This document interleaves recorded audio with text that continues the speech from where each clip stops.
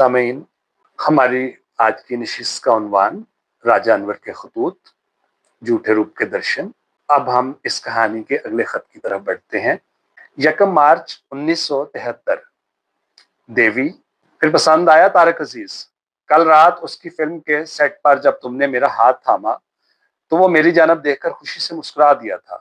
آدمی بہت پیارا ہے، جو کبھی ہم سفر نہ تھے کہاں سے کہاں پہنچے۔ وہ ہے کہ اپنی ہی طرح مارا مارا پھر رہا ہے۔ یحییٰ خان کے دور میں اس کو سزا ہوگی۔ وہ فلمی دنیا کی جنت سے چل کر جیل کے دوزخ میں آن پہنچا۔ بیچارہ اپنے ساتھ ہی سی کلاس میں تھا، مگر اس کا سر نہ جھکا۔ یہ اس کی انانیت تھی۔ دوسری جانب اس کی انسانیت دیکھو کہ ایک مرتبہ چندہ لینے اس بازار میں گیا۔ کسی طائف نے ساری پونجی اس کے حوالے کر دی۔ طارق نے بھرے بازار میں اس کے پاؤں چوم لیے۔ ایک دفعہ میں نے اس کے ساتھ انتہائی غلط سلوک کیا۔ جب ملا تو اس نے شکوہ کرنے کی بجائے اپنے سمندر جیسے فراخ دامن میں مجھے یوں سمیٹ لیا جیسے وہ صدیوں سے میرا ہی منتظر تھا۔ اداکار تو جانے وہ کیسا ہے، ہاں مگر انسان بہت بلند ہے، اور دوست اس سے بھی زیادہ۔ ہاں، شاہدہ ملک نے آج شام یونیورسٹی سے چلے جانا تھا۔ دن کو میں اس سے ملا۔ سچ پوچھو تو اس کے جانے کا مجھے بہت دکھ ہے۔ تم اسٹیشن تک اسے خدا حافظ کہنے گئی ہوگی۔ مجھے بھی آنے کو کہہ رہی تھی، مگر میں نے اسے بتایا کہ میں دوستوں کو جاتے ہوئے اور انسانوں کو مرتے ہوئے نہیں دیکھ سکتا۔ بعد میں یہی منظر آنکھوں کے سامنے پھرتا رہتا ہے۔ اچھی لڑکی تھی، اسے خدا کبھی دکھ نہ دے۔ اس کے بغیر ہاسٹل تمہیں بھی سونا سونا لگتا ہوگا، اور بقول تمہارے ظاہری بات ہے۔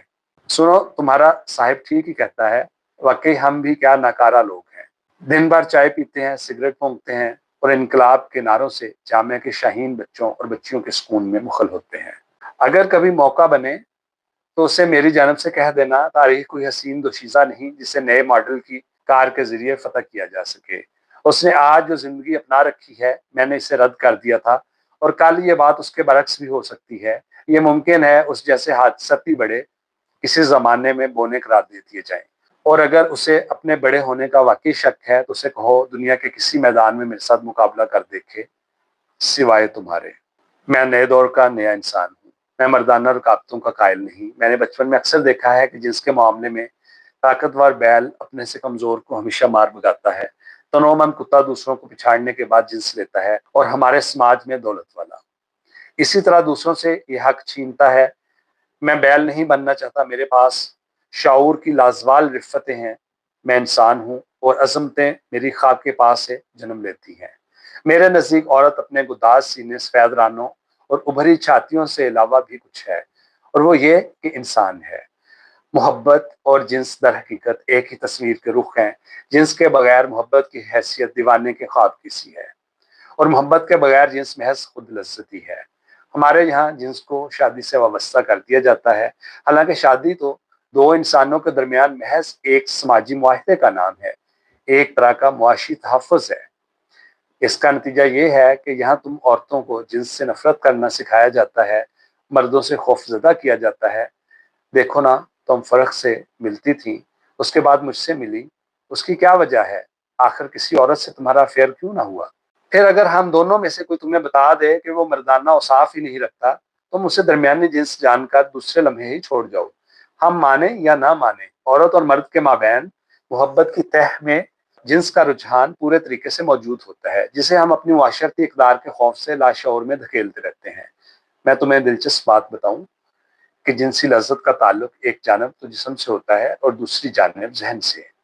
دونوں پہلوؤں کی تکمیل ضروری ہے، ورنہ جنسی ملاپ کے بعد محسوس ہوتا ہے کہ جیسے انسان آسمان کی بلندیوں سے زمین پر آن گرا ہے۔ لہذا میرے نزدیک دنیا کا سب سے بڑا گناہ کسی عورت کے ساتھ زبردستی سونا ہے۔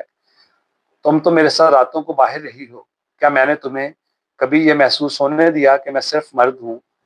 جب تک اندر کی چاہت جسم کی چاہت کے ساتھ نہ ابھرے، میں کسی عورت کے ساتھ نہیں سو سکتا، اور اندر کی چاہت کے لیے لازمی ہے کہ باہمی پسندیدگی ہو اور ایک دوسرے سے گہری شناسائی ہو، کیونکہ میرے نزدیک عورت سے ملنا ایک مقدس فعل ہے۔ اب ان مردوں کی نفسیات دیکھو، سمجھتے ہیں ان کا کام تو صرف سونا ہے، اور بس۔ ہر راہ چلتی متناسب عورت کو کھانے دوڑتے ہیں، چونکہ انہیں سماجی برتری حاصل ہے، اس لیے ان کی اپنی عصمت ہمیشہ قائم رہتی ہے۔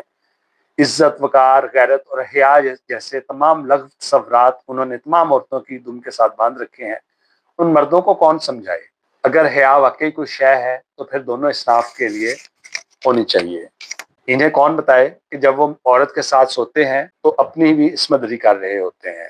تو ہم نے دیکھا نہیں، شادی شدہ مرد بھی دوسری عورتوں کے پیچھے بھاگتے پھرتے ہیں۔ میرا خیال ہے اس کی وجہ بھی یہی ہے کہ وہ جنس کو صرف سفید رانوں تک محدود سمجھتے ہیں، چنانچہ زیادہ سے زیادہ رانیں اکٹھی کرنے کے لیے دوڑتے دوڑتے زندگی سے گزر جاتے ہیں۔ وہ جنس کے ذہنی پہلو کو نظر انداز کر دیتے ہیں، اس لیے ذہن کی بھوک کو بھی جسم کے گوشت سے پورا کرنے کی سعی ناکام ایک کے بعد دوسری پھر تیسری کی تلاش میں مصروف رہتے ہیں۔ جنسی ملاپ تو ایک تخلیقی امر ہے، ہمارے لوگ اسے میکانیکی انداز میں سر انجام دیتے ہیں۔ ہوتا یہ ہے کہ بیوی خاوند ملتے تو ایک دوسرے سے ہیں، لیکن آنکھیں بند کر کے ہر روز نئی عورت اور نئے مرد کو فرض کرتے ہیں۔ اور سنو، انڈونیشیا میں ایک قبیلہ ہے، یہاں عورت خاندان کی سربراہ ہے، مرد دلہن بنتے ہیں۔ وہاں عورتیں مرد کو پھنسانے کے لیے اسی طرح دوڑتی ہیں جیسے تم لوگوں کا تعاقب مرد کرتے ہیں۔ مرد باقاعدہ شرماتے لجاتے اور 16 سنگار کرتے ہیں۔ ہمارے معاشرے میں بددیانتی کا یہ عالم ہے کہ ہر کوئی کسی کو دھوکہ دیا جاتا ہے، ہر مرد کے نزدیک اس کی ماں، بیٹی، بہن اور بیوی پاک دامن ہے۔ جب پارسائی کا یہ عالم ہے تو پھر خراب جانے کون ہے۔ لوگ خوش فہمیوں کی دنیا بسائے بیٹھے ہیں۔ اندازہ کرو تم مجھ سے چھپ چھپ کر ملتی ہو مگر وہ شخص تمہیں چور سمجھتا ہے، تم اسے فرشتہ کہتی ہو حالانکہ وہ بھی حور ہی کی مانند فرشتہ ہوگا۔ میں حقیر سا انسان تم فرشتوں اور حوروں کے درمیان پس کر رہ گیا ہوں۔ تم میرے سامنے ایک اور مرد سے ملتی ہو، میں تمہیں پھر بھی دیوی کہتا ہوں۔ وہ نہیں جانتا تم کسی اور سے ملتی ہو، تمہیں حور جانتا ہے۔ تم سے کون زیادہ پیار کرتا ہے تم ہی فیصلہ کرو۔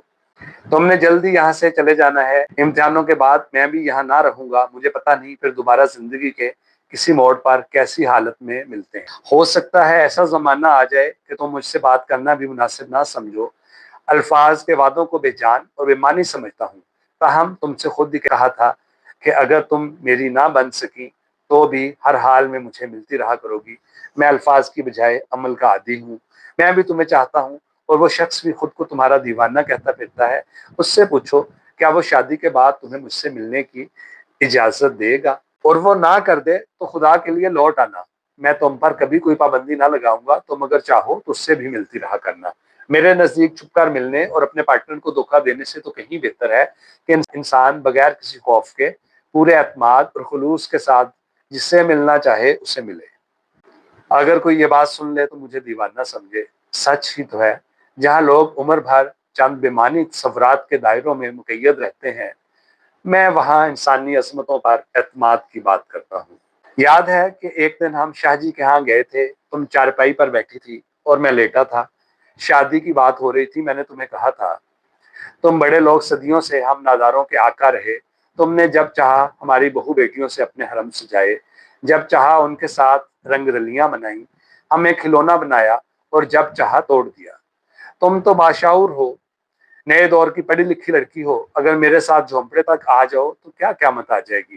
اگر تم کسی سپاہی کے بیٹے کے ساتھ غربت کی زندگی بسر کر لو تو کیا زمین اپنی گردش چھوڑ دے گی، سورج اندھا ہو جائے گا، ستارے ٹوٹ جائیں گے، یا تاریخ انسانی کا دائمی دھارا بہنے سے انکار کر دے گا؟